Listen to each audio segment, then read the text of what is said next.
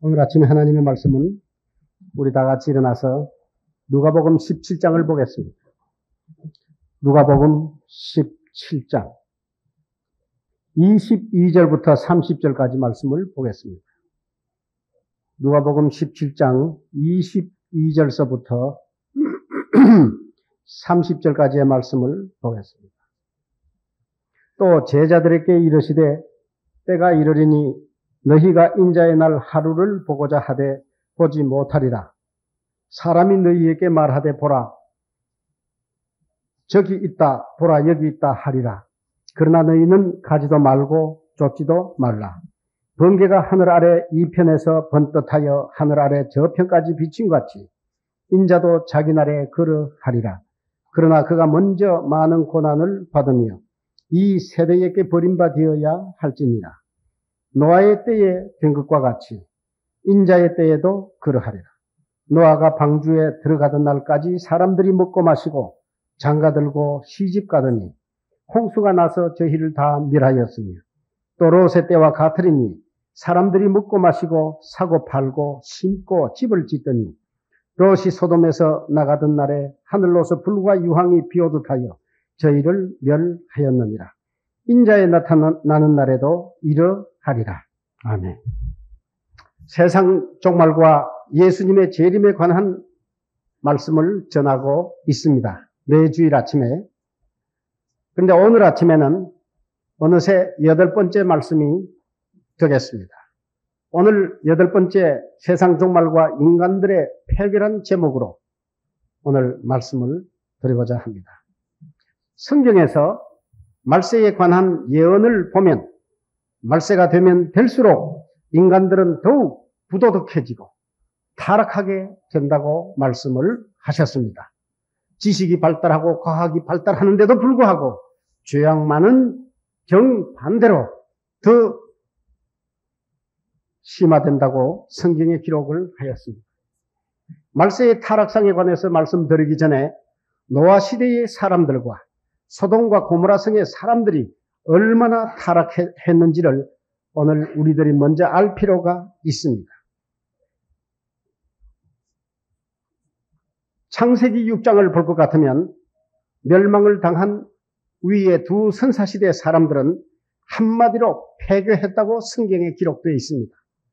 자세히 선사시대에 멸망한 사람들이 얼마나 악했는지를 구체적으로 기록을 해놓지 아니하고 사람들이 폐교했다고 기록이 되어 있습니다. 그래서 오늘 말세의 인간들의 폐교라고 하는 제목이 붙여졌습니다. 폐교라고 하는 말은 우리들이 잘 사용하는 말이 아닙니다. 이 폐교라고 하는 말은 사람들이 도덕적으로 심히 부패하고 타락한 상태를 뜻하는 것입니다.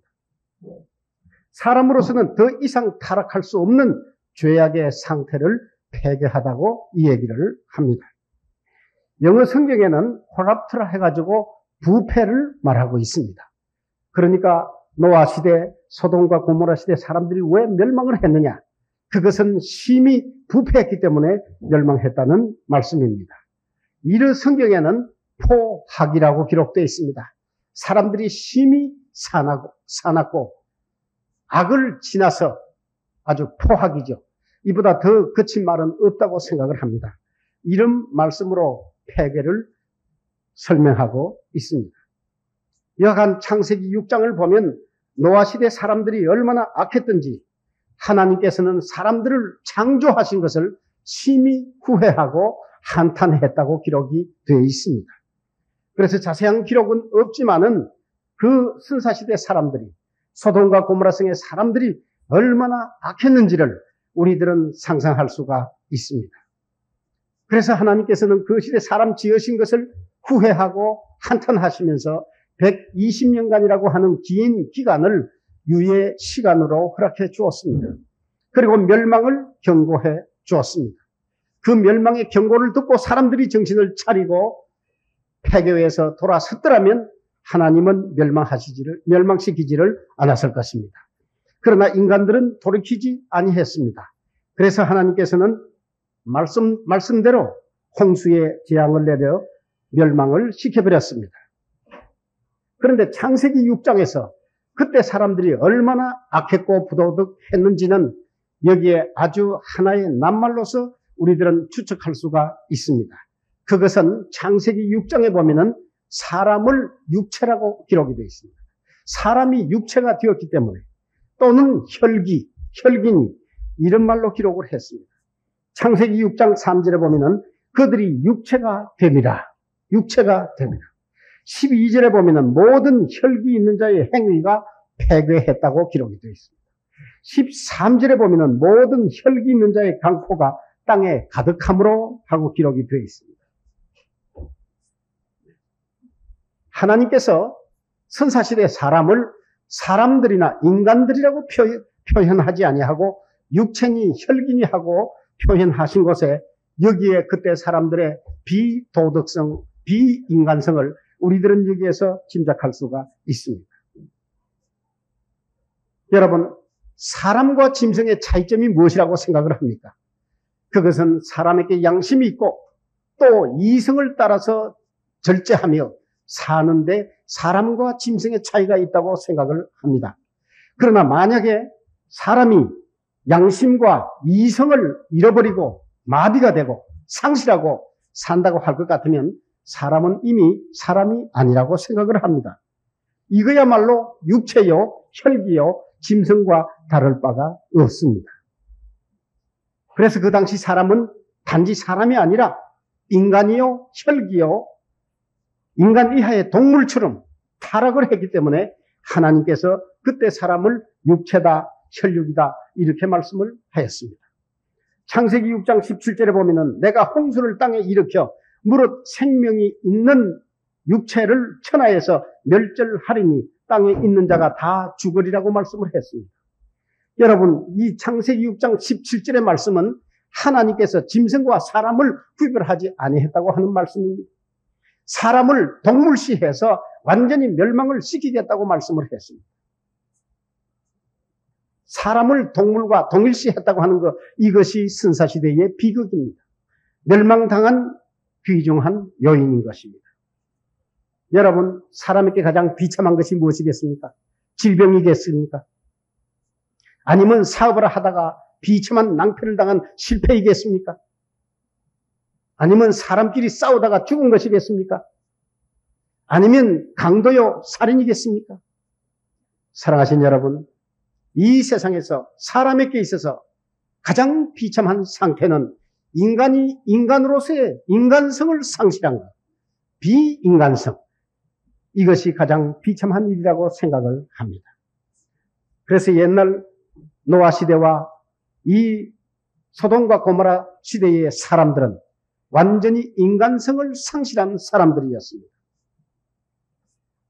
그래서 그 당시 하나님의 사람들만 거기에서 구출해내고 그 당시 사람들을 완전히 멸망을 시켰습니다. 그것은 성경에 기록이 되어 있습니다. 그래서 오늘 이 시간은 오늘 제목대로 말세의 인간들의 폐교에 관해서 말씀을 드리고 싶은데, 성경에 보면은 말세의 사람들이 얼마나 폐교할 것이고 부도덕해질 것이고 얼마나 악하게 될 것인지를 우리 성경에 몇 군데 기록을 해놨습니다. 오늘 우리가 읽은 그 누가복음 17장 읽은 말씀보다도 누가복음 17장 전체를 읽으면 거기에 인간성이 얼마나 부도덕한 것을 기록되어 있습니다. 마태복음 24장에도 똑같은 말씀이 기록되어 있습니다. 마태복음 24장 12절에 보면은 불법이 승함으로 많은 사람의 사랑이 식어진다. 이런 말씀 한마디지만은 말세의 사람들이 얼마나 폐교할 것인가, 사랑이 없는 매정한 그런 인간들로 변한다고 하는 것을 말씀했습니다. 마태복음 24장 37절에서 보면은 노아의 때와 같이 인자의 임함도 그러하리라. 홍수 전에 노아가 방주에 들어가던 날까지 사람들이 먹고 마시고 장가들고 시집가고 있으면서 홍수가 나서 저희를 다 멸하기까지 깨닫지 못하였으니 인자의 임함도 이와 같으리라. 여기에 보면은 사람들이 오로지 먹고 마시고, 이거는 우리가 정상적인 건강을 위해서 하루 3끼 먹는 것을 말하는 것이 아닙니다. 우리가 더운데 물을 마시는 것을 말하는 것이 아닙니다. 우리가 정상적으로 결혼하는 것을 말하는 것이 아닙니다. 이것은 우리 정욕과 쾌락을 위해서 하는 일. 말세에는 이렇게 사람들이 부도덕해지고 타락해진다고 기록이 되어 있습니다.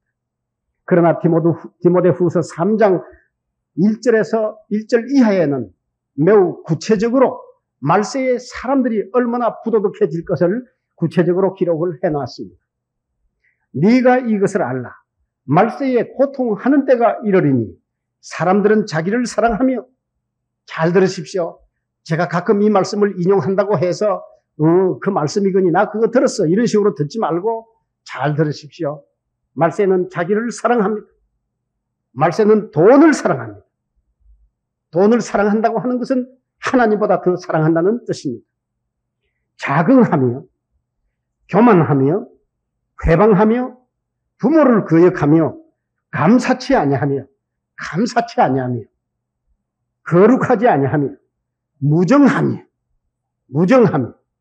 원통함을 풀지 아니하며, 참소하며, 절제하지 못하며, 사나우며, 이거는 이북 발음으로 싸나우며, 선한 것을 좋아하지 아니하며, 배반하여 팔며, 조급하며, 무척 성질이 급하며, 자고하며, 쾌락을 하나님보다 더 사랑하며, 경건의 능력을 부인하는 자라. 이렇게 말세에 사람들이 이렇게 타락해진다고 말씀을 했습니다. 이 말씀과 함께 여러분들 한번 비추어 보시기 바랍니다. 이 말씀 중에 여러분들에게 해당되는 말씀이 없습니까? 구원받은 성도이면서 이 말세의 징조에, 말세의 사람들의 그 성격이 여러분들에게도 적용된다면 이것은 비극입니다. 그래서 이 말세의 그 나열된 예언과 하나하나를 가지고 여러분 한번 생각해 보시고 우리가 현실을 한번 보시기를 바랍니다. 과연 우리들은 이 세상 끝날에 살고 있음을 부인하지 못할 것입니다. 야고보서 5장에 보면은 기막힌 말들이 기록되어 있습니다. 이것도 말세에 관한 예언입니다. 야고보서 5장 1절 이하에 보면은 들으라. 부한 자들아 너희에게 임할 고생을 인하여 울고 통곡하라. 너희 재물은 썩었고 너희 옷은 좀 먹었으니 너희의 금과 은은 녹이 슬었으니 이 녹이 너희에게 증거가 되며 불같이 너희 살을 먹으리라. 너희가 말세의 재물을 쌓았도다. 보라 너희 밭에 추수한 품꾼에게 주지 아니한 삭시 소리 지르며 추수한 자의 우는 소리가 만군의 주의 귀에 들렸느니라. 너희가 땅에서 사치하고 연락하여 도살의 날에 너희 마음을 살찌게 하였도다. 여러분 이게 장차 아주 수년 후의 일 같지만 여러분 이 예언의 말씀이 어떻습니까? 꼭 지금 이 현실을 예언한 것이 아니고 무엇입니까? 요즘 노사 분쟁 때문에 골치를 앓고 있는데 벌써 2000년 전에 말세의 노사 분쟁 문제 때문에 여기에 이 패단을 여기에 말씀을 하고 있습니다. 허영과 사치 이미 여기에 예언을 하고 있습니다. 이외에도 성서에는 말세에 관한 부분이 많이 기록되어 있지만 여러분 한마디로 말세에 관한 예언을 보면 선사시대의 사람들과 똑같이 예수님 재림 직전에 사는 사람들도 똑같이 부도덕하고 타락하고 폐괴하다고 말씀을 하였습니다.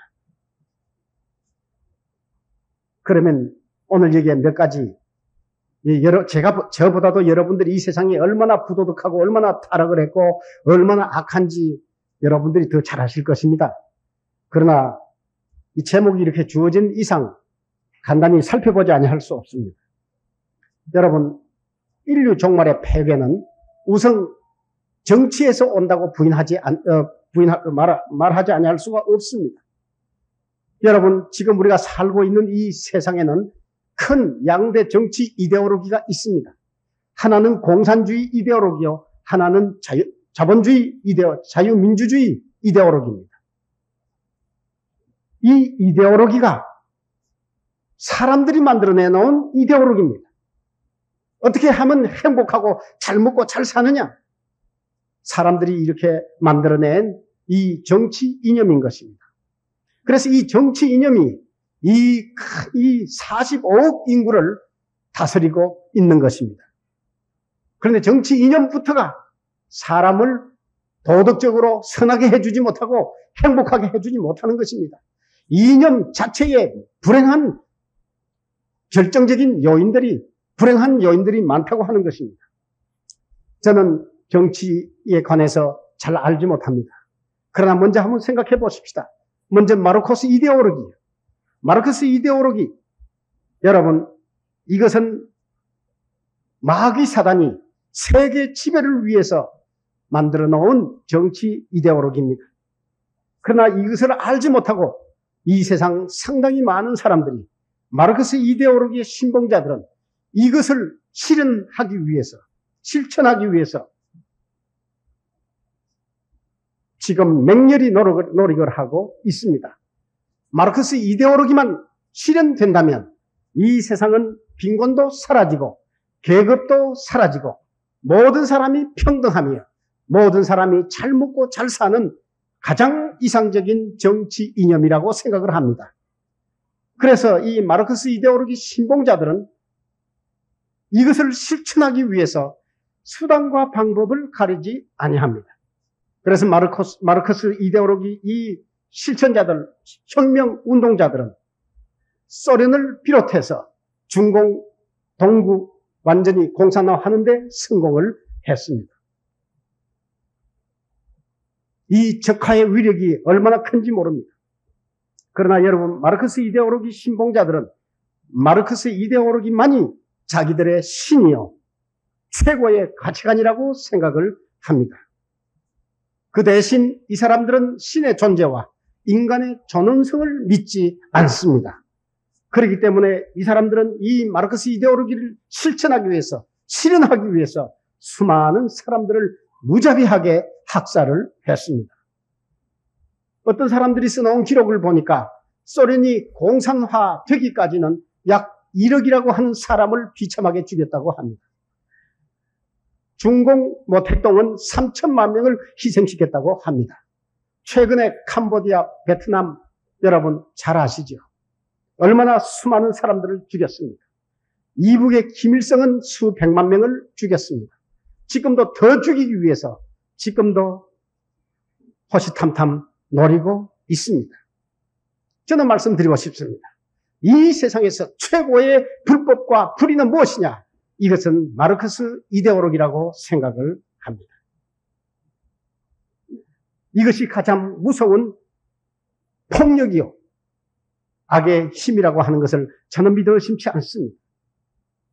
그래서 오늘날 인간들은 이렇게 비참하고 삭막하게 희생되고 있다고 하는 거 저는 믿고 있습니다.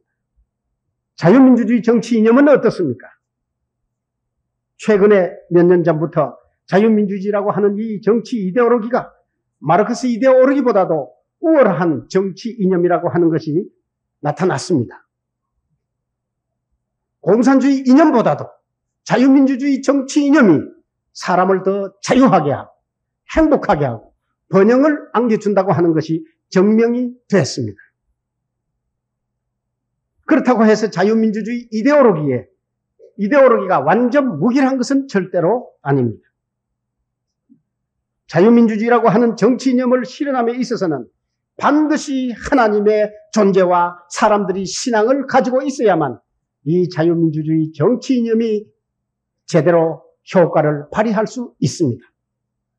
하나님의 존재와 사람들이 그리스도를 믿고 구원받고 믿음을 가졌을 때에 자유민주주의 정치 이념은 사람들에게 상당한 자유와 행복과 번영을 안겨준다고 저는 믿습니다. 이런 것은 미국을 대표적이라고 할 수 있습니다. 그러나 자유민주주의 정치 이념이 제 아무리 좋다고 할지라도 이곳에 하나님의 존재와 예수님을 믿는 믿음을 빼놓는다고 할 것 같으면 자유민주주의 안에서 말할 수 없는 부패와 방종과 그리고 갈등이 있음을 우리들은 알아야 하는 것입니다. 그래서 자유민주주의를 신봉하는 이런 나라들 중에 하나님의 존재와 믿음을 가지지 아니한 이런 나라들은 지금 어떤 나라든지 방종하고 혼란이 있고 무질서하고 빈부의 차이에 갈등이 있고 극도의 개인주의와 이기주의 사상이 지금 팽만하고 있는 것을 우리들은 봅니다. 이것이 자유민주주의의 폐단입니다. 자유민주주의에서 가장 부패, 죄악 이것이 발생되는 것이 자유민주주의의 폐단이라고 저는 생각합니다. 자유민주주의에는 누구라도 필연적으로 돈을 하나님보다 더 사랑하도록 되어 있습니다. 그래서 이 세상 모든 45억을 다스리고 다스리는 이 양대 정치 이념이 여러분 죄악을 많이 생산해내는 그런 체제라 이런 세계에 살고 있으면서 우리들은 부도덕해질 수밖에 없다고 하는 말씀입니다. 그러나 그 다음엔 여러분 하나의 특정한 죄악을 몇 가지 들어보겠습니다. 지금 우리들이 살고 있는 이 세상은 정욕적이고 쾌락을 일삼는 세상의 풍조가 한국을 비롯해서 이 세상에 완전히 꽉 찼습니다. 말세의 징조로서 옛날 멸망한 시대와 같이 이 시대에도 정욕적인 쾌락을 추구하는 사람들로 이 세상이 가득 찬다고 말씀을 했습니다. 노아 시대가 그랬고 소돔과 고모라 성이 그랬습니다. 그 사람들은 먹고 마시고 시집가고 장가가고 쾌락만을 일삼았습니다. 아까도 제가 말씀드렸습니다. 시집가고 장가가고 먹고 마시고 이걸 정상적인 생활을 말하는 것이 아닌 것을 여러분들을 이해해 주시기 바랍니다. 이 말씀이 기록되어 있으니까 시집가고 장가가는 것이 죄라 생각지 말라는 이런 말씀입니다. 여기서 이 얘기하는 것은 그 이상의 정욕과 쾌락을 위해서 먹고 마시고 정욕과 쾌락을 위해서 어제 결혼하고 오늘 이혼하고 여러분 이런 성적 쾌락을 추구하는 타락한 세상을 말하는 것입니다. 여러분 우리 하나님의 말씀에 보면은 남자와 여자가 결혼을 해서 그 둘이 한 몸이 될지니라고 기록이 되어 있습니다. 우리 성서적으로 볼 것 같으면 건전한 결혼은 아름답고 하나님께서 기뻐하시는 것입니다. 이것을 권장하고 있습니다. 하나님께서 최초의 결혼을 하셨습니다. 그런데 우리들은 여기 잘 알아야 합니다. 남자와 한 여자가 결혼해서 한 몸이 될지니라고 말씀을 했습니다. 이성의 결합은 오로지 정상적인 결혼을 해서 한평생 한 이성과만 결합을 허용하고 있습니다. 한 이성이 한쪽이 죽었으면 모르지만 한 이성이 두 사람 이상의 이성과 결합을 했으면 이것은 간음이요 이것은 죄악인 것입니다. 그런데 오늘날 어떻습니까?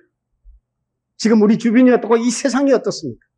미국에서는 4사람이 결혼하면 2사람이 이혼한다고 합니다. 우리 한국에는 4사람이 결혼하면 그중에 1사람이 이혼을 한다고 그래요. 머지않아서 우리 한국도 미국을 뺨칠 것입니다. 두말 할 것 없이 우리 서울의 분위기가 어떻습니까? 제가 볼 때는 완전히 엉뚱한 도시 분위기라고 하는 것을 저는 항상 느낍니다. 서울시 한번 보십시오. 제가 온 세상을 다 안 돌아다니면서 잘 모릅니다. 한 집 건너서 술집이 있습니다. 한 집 건너서 춤추는 집이 있습니다. 한 집 건너서 퇴폐 오락실이 있습니다. 한 집 건너서 퇴폐 이발관이 있습니다. 퇴폐 다방이 있고 찻집이 있습니다. 퇴폐 만화가가 있습니다. 퇴폐 여관이 있습니다. 퇴폐 극장이 있습니다. 발에 걸리는 것이 포장마차입니다. 여러분, 제 말이 틀렸습니까? 지금 이 서울이 어떻게 되어 있습니까? 선량한 가정이 여기에 포함된다고 생각하면 제가 좀 미안한 것이 있지만 제가 생각하기에는 서울의 이 대도시가 사창가로 느껴집니다. 대환락가로 느껴지는 것입니다. 사랑하신 여러분, 제 말이 거짓말인가요? 너무 과장됐는가요?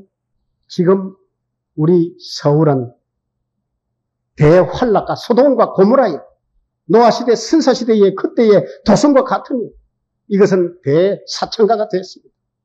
오늘 아침에 신문에 보니까 구라파에만 에이즈 병자가 79% 증가했답니다. 79% 증가했다고 해요. 네. 금년에 에이즈 환자가 79% 증가했다는 이 얘기입니다.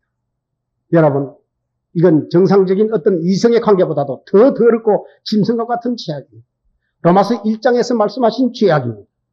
그래서 이 에이즈 병은 하나님이 내리신 천병입니다. 천벌입니다. 사랑하신 여러분, 이 한국, 서울, 온 세상이 엉뚱한 세상이라고 하는 것을 저는 말씀드리고 싶습니다. 그 다음에 말세의 징조가 무엇입니까? 날마다 늘어나는 마약 중독자들입니다. 여러분, 주색으로 아무리 쾌락을 느껴봤자 자기를 온전히 만족시켜주지 못합니다. 그 다음에 쾌락을 추구하는 것이 무엇인 줄 아십니까? 마지막 단계가 이 마약 중독이라고 생각을 합니다. 며칠 전에 신문 보도에 보니까 부산 시민들 중에는 25만 명이 아편 중독자라고 기록되어 있습니다. 사실은 이보다 더 많을 것입니다. 제 생각에 30만 명 정도는 되지 않을까 생각합니다. 옛날에는 특별한 연예인 같은 사람들이 이 아편 중독자가 잘 됐는데, 배 타는 사람들이 잘 됐는데, 요새는 가정주부에도 아편 중독자들이 있고, 중고등학생에도 아편 중독자가 있고, 운전하는 운전수에도 아편 중독자가 있다고 합니다. 여러분, 부산시만 30만 명이 있다고 하면 서울과 의정부 온 대한민국에는 얼마나 되겠습니까? 100만 명? 200만 명? 여러분, 대한민국의 아편 중독자가, 마약 중독자가 100만 명 있다고 해도 40명 중에 한 사람이 아편쟁이입니다. 만약에 200만 명이 있다고 할 것 같으면 여러분 20명 중에 누군가 아편쟁이입니다.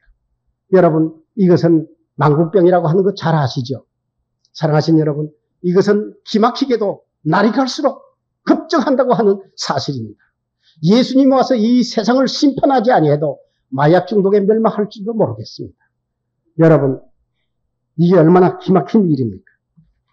말세의 징조로서 너무나 비참하게 우리 한국에 번지고 있다는 사실입니다. 그 다음에 말세 징조에 돈을 사랑한다고 이 얘기를 했습니다. 돈, 재물을 이 세상에서 가장 귀한 것으로 알고 사랑하며 탐욕을 품고 그것을 얻기 위해서 수단 방법을 가리지 아니할 때 세상은 잘못될 수밖에 없습니다.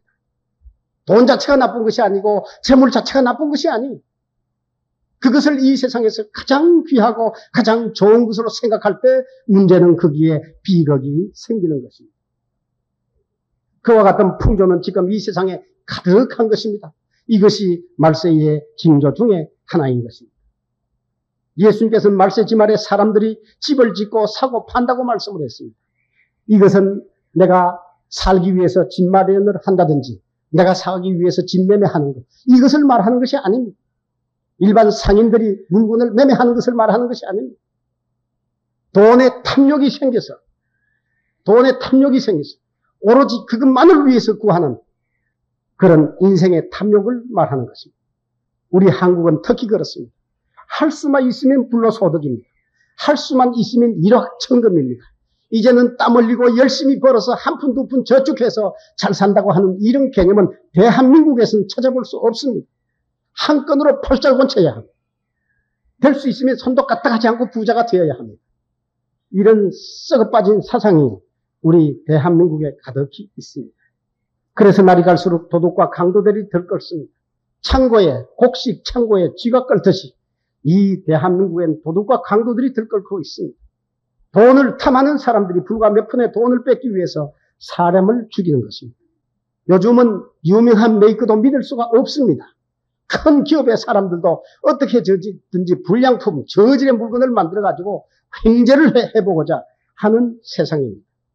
야고보서 5장에 보면은 있는 사람도 더 쌓기 위해서 욕심으로 가득한 세상입니다. 그래서 시장에는 진품보다도 불량품들이 더 많습니다. 진짜보다도 가짜가 더 많습니다.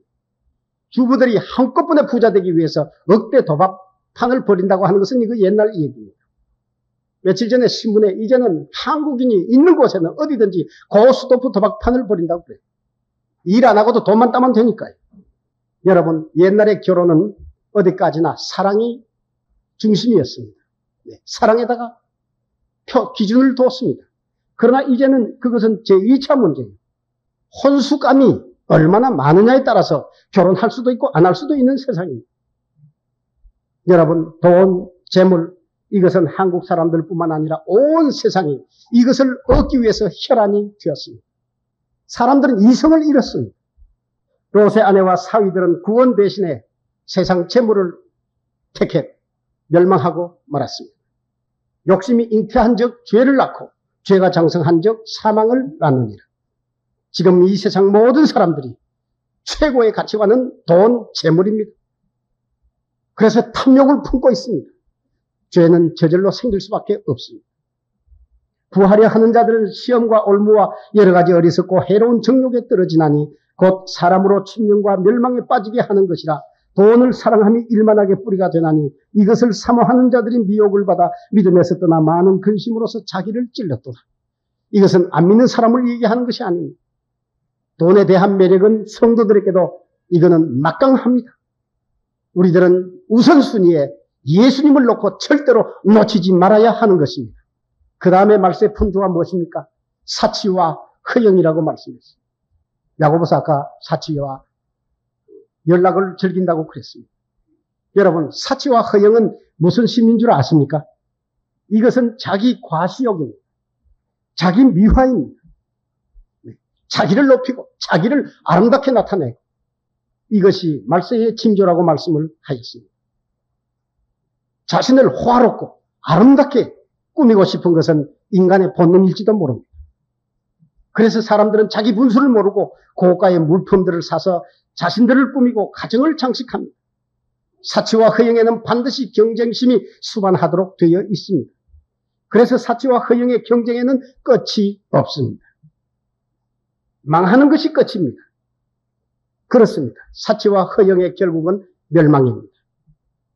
여러분, 로마 제국은 1500년이라고 하는 기나긴 역사를 유지해 왔습니다. 그러나 이 로마 제국이 왜 멸망했습니까? 다른 나라의 침략을 받아서 멸망했습니까? 아닙니다. 이 로마 제국은 국민들이 한결같이 사치와 허영에 들떴기 때문에 이 나라가 망했습니다. 요즘 우리나라의 사치와 허영의 풍조가 말이 아닌 것 같습니다.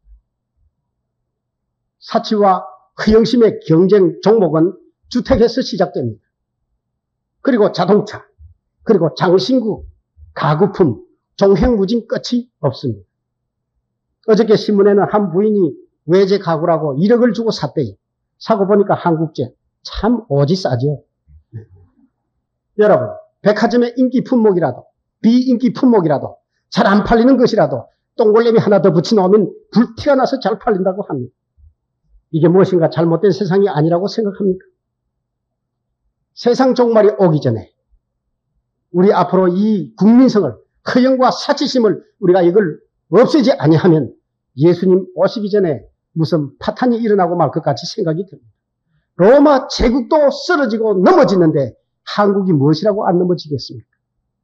사치하고 허영으로 자신을 감싼다고 해서 사람이 고귀하게 되고 아름다워지는 것이 아닙니다. 만족하고 행복해지는 것도 아닙니다. 오히려 더욱 허망해질 뿐인 것입니다. 사람의 진정한 아름다움과 존귀와 영광은, 존영은 예수님을 나의 구주로 영접하고 주의 말씀 안에 살 때에 하나님께서 나를 아름답게 꾸며주고 높여주시고 영화롭게 해주시는 것입니다.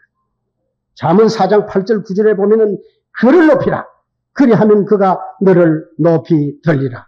만일 그를 품으면 그가 너를 영화롭게 하리라. 그가 아름다운 관을 네 머리에 두겠고 영화로운 면류관을 네게 주리라 하였느니라. 여러분, 타야를 끼고 외제를 입고 온 집에 가득가득 채우고 했다고 해서 아름답고 사람이 존귀하게 되는 것이 아니라는 말씀이에요. 사람을 아름답고 높여주는 것은 우리 믿음 안에 하나님께서 해주셔야 하는 것입니다. 여러분, 사치와 허영심은 어디서 온 정신유산인 줄 아십니까? 이것은 마귀 사단으로부터 온 것입니다. 마귀 사단은 하나님께서 그를 최고의 피조물로 만들어 주었습니다. 그는 그것을 자기를 높이고 자기를 미워하는데 골몰했습니다. 마침 하나님 앞에 반역을 하고 쫓겨나고 영원한 저주를 받을 수밖에 없는 비참한 자가 되었습니다. 사랑하신 여러분, 사치하고 허영심으로 가득한 이 정신유산은 마귀 사단의 것입니다. 어느 시대 누구이든지 간에 허영과 사치로 가득한 세상은 망하고야 마는 것입니다. 이것이 말세의 풍조입니다. 마지막으로 하나 더 보겠습니다. 불의와 불법, 포악, 이것이 말세의 풍조입니다. 너무 말세의 풍조가 많기 때문에 다 얘기할 수 없지만 오늘 여기에 성경에 예언해 놓으신 몇 가지 제가 들어 말씀을 드립니다. 말세엔 불의와 불법이 성하고 사람들이 사나우며 무정하며 원통함을 풀지 아니한다고 말씀을 했습니다. 이 예언도 지금 다른 나라도 마찬가지지만 우리들의 이 시대에 와서 완전히 성취되고 있는 것을 볼 수 있습니다. 여러분, 대한민국의 법이 어디 있습니까? 지금 법이 어디 있어요? 법은 어디 있어요? 법전에 기록되어 있죠. 대한민국의 법은 법전에는 기록되어 있지만은 이 사회는 무법천지인 것 같습니다. 옛날 말에 법은 멀리 있고 주묵은 가까운 데 있다고 한 말이 지금 우리는 뼈저리게 지금 피부로 느끼고 있습니다. 법은 먼 데 있습니다. 그러나 주묵과 폭력은 어떻게 우리 가깝게 있는지 두렵기만 하는 것입니다. 백주에도 사람을 납치해가고 물품처럼 팔아는 게 이것이 인신매매 아닙니까? 제 생각에 소돔과 고모라도 이런 일은 없었다고 생각을 합니다. 그래서 선량한 사람들은 불안해서 마음 놓고 살 수가 없습니다. 이번에 하기 학교를 하는데 우리 교사들이 엄청나게 어려움을 당했습니다. 가서 전도하고 어린이들 교회로 태워오기 위해서 우리 베스타, 소위 말하자면 본고 있잖아요. 그거 가지고 나갑니다. 그러면 부모님들과 아이들과 타질 않아요. 인신매매 납치라는 줄 알고. 선생님들은 다 여기에 뭐 이름, 명찰, 교회 이름 다 달고 있는데도 또 확인하고 또 확인하고. 그래도 불안한 사람은 주일학교 안 보냅니다. 여러분 얼마나 어려웠는지 모릅니다. 한 주일학교 교사 선생님이 같이 식사를 하면서 이런 말을 했어요. 주일학교 교사로서 헌신을 하면서 이 세상이 얼마나 악한 것을 발견했다고. 여러분 사람들이 얼마나 불안하고 떨고 있습니까?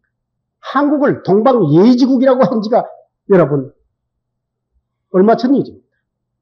그러나 지금은 이 세상에 어디든지 대한민국에 어디서든지 이 끔찍한 인신매매가 전국 방방곡곡에서 때와 장소를 가리지 아니하고 지금 발생을 하고 있습니다. 저는 신문을 볼 때마다 항상 하는 얘기가 있어요. 세상에 사람이 이럴 수가 있을까? 그것이 제 탄식입니다.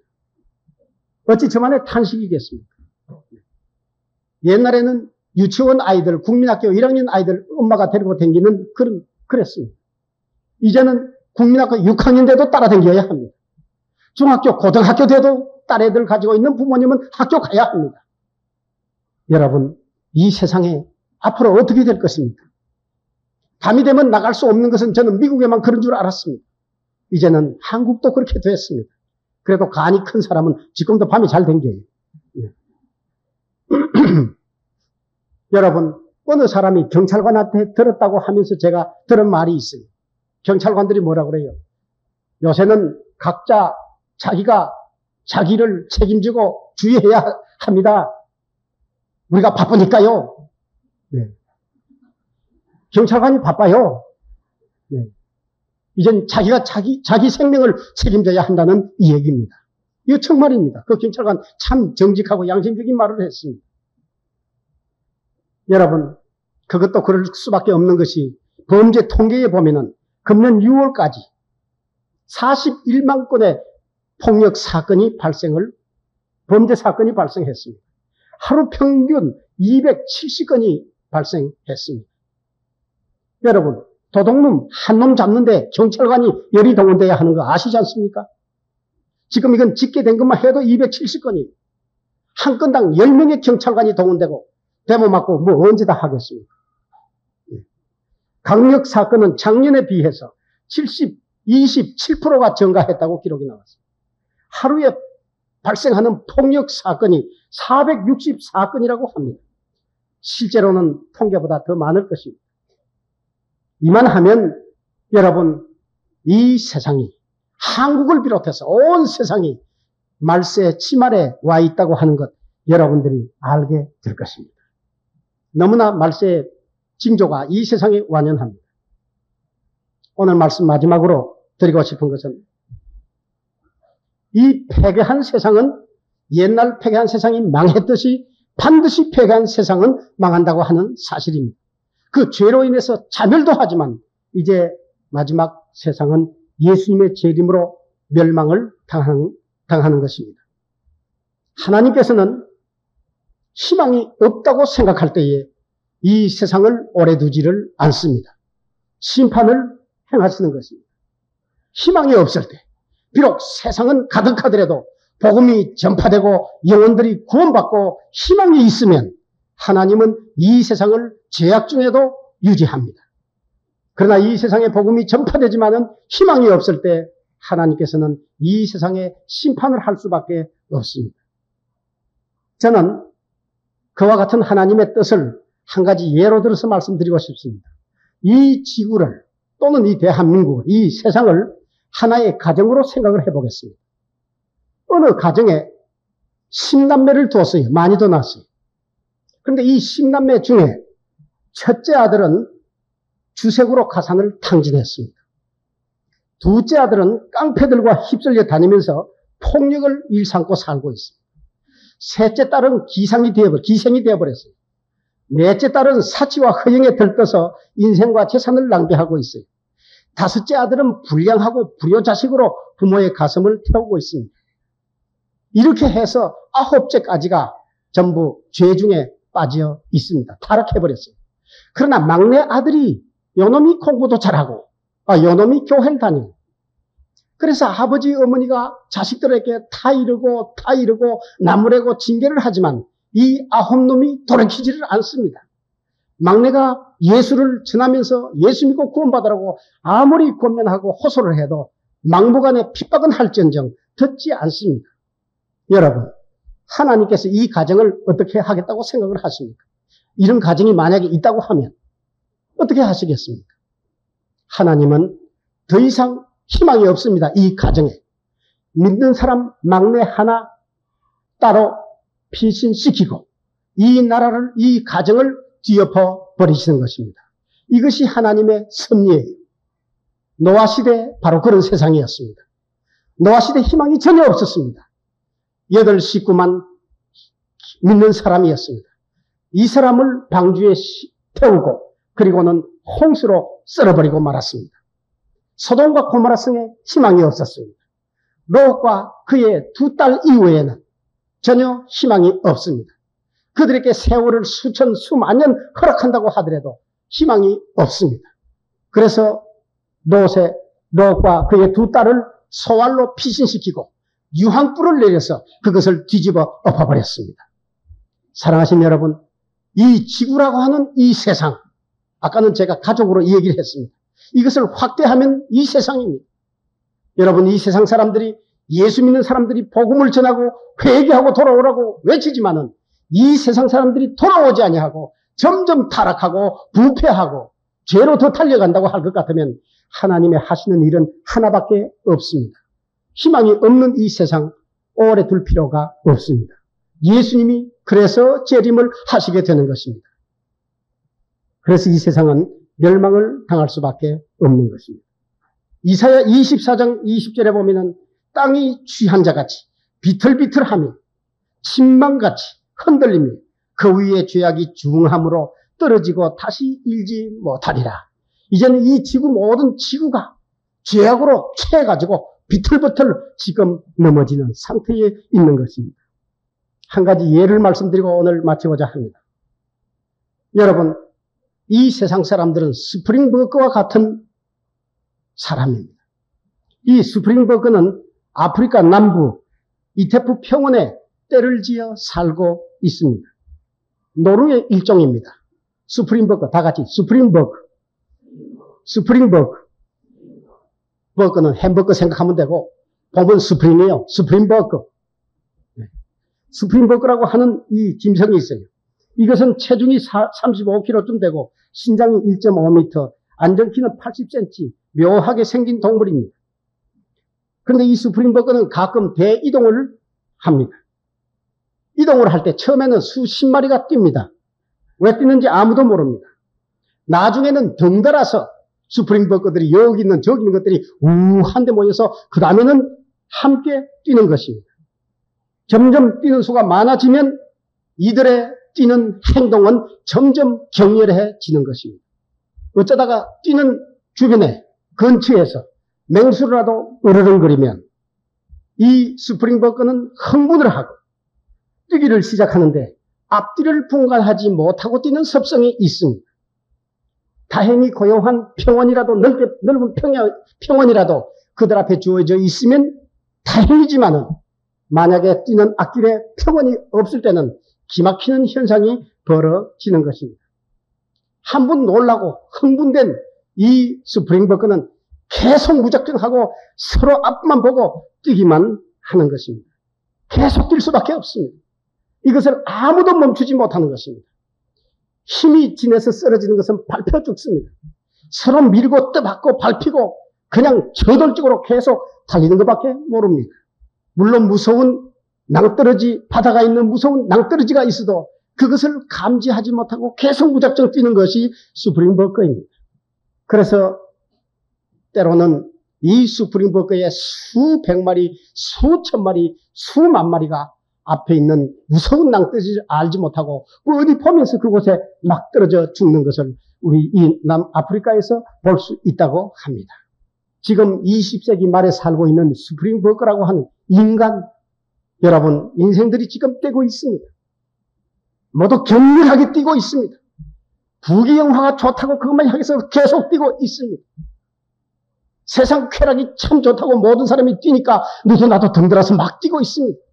지금 흥분하고 막 뛰고 있습니다. 밟히고 짓밟고 부딪히고 막 뛰고 있는 것입니다. 그런데 인생의 이 45억이라고 하는 인구가 여러분 저돌적으로 뛰고 있는 이 앞길에는 무엇이 있습니까? 멸망의 구렁텅이가 기다리고 있는 것입니다. 그럼에도 불구하고 사람들은 돈을 향해서, 쾌락을 향해서, 부귀영화를 향해서 막 달리고 있는 것입니다. 아무도 저지할 수 없습니다. 그러나 예수님께서, 하나님께서 인생을 불쌍히 여기시고 저돌적으로 뛰기만 하는, 결사적으로 뛰기만 하는 인생을 멈추고 하나님에게로 영생으로 돌이키고자 독생자 예수님을 보내주셨습니다. 하나님이 세상을 이처럼 사랑하사 독생자를 주셨으니 누구든지 저를 믿으면 멸망하지 않고 영생을 얻게 하려 하십니다. 저돌적으로 멸망을 향해서 달려가는 인생을 십자가에서 전환을 천국으로 전환케 하도록 하기 위해서 예수가 오셨지만은 인간 스프링버커는 지금도 서로 쥐어박히고 부딪히고 여러분 죽을 똥 살 똥 세상의 부귀영화와 세상의 쾌락을 향해서 너도 나도 덩달아 뛰고 있는 것입니다. 기가 막히는 것은 성도들도 그에 함께 끼어서 뛰는 사람들이 있어요. 여러분 45억 인구가 뛰고 있는 이 앞길에는 멸망이 있다고 하는 것을 알아야 합니다. 이 멸망은 육신의 죽음을 말하는 것이 아닙니다. 무서운 7년대 환란에 하나님의 심판이 있고 그 후에는 영벌에 하나님의 영벌이 기다리고 있는 것입니다. 노아의 때와 같이 인자의 임함도 그러하리라. 홍수전에 노아가 방주에 들어가던 날까지 사람들이 먹고 마시고 장가들고 시집가고 있으면서 홍수가 나서 저희를 다 멸하기까지 깨닫지 못하였으니 인자의 임함도 이러하니라. 보십시오. 이 스프링버커 뛰는 것 좀 보십시오. 먹고 마시고 시집가고 장가가더니 어느 날 갑자기 여러분 홍수가 났고 하늘에 유황불이 임해서 멸망을 당했습니다. 인생이 이 세상 부귀영화와 세상 쾌락을 향해서 무작정 결사적으로 뛰고 있는 이 와중에 예수 그리스도는 오십니다. 내가 길이요 진리요 생명이니 나로 말미암지 않고는 아버지 하나님에게로 올 자가 없다고 말씀을 했습니다. 여러분 오늘 잠시 이 대열에서 좀 멈출 수 약간 비껴서서 오늘 예수님의 말씀에 귀를 기울이시기 바랍니다. 예수 그리스도 안에서 죄 용서받고 영생의 길로 돌이키시기를 바랍니다. 예수 없이 그 모든 사람들과 함께 이 스프링버커와 같이 달리는 이 길의 종국은 멸망밖에 없습니다. 이제 지금 마지막 바로 멸망의 구렁텅이가 바로 눈앞에 있습니다. 예수님은 머지않아서 오십니다. 오늘 여러분 지혜롭고 슬기로운 결정을 하시기 바랍니다. 기도하십시다.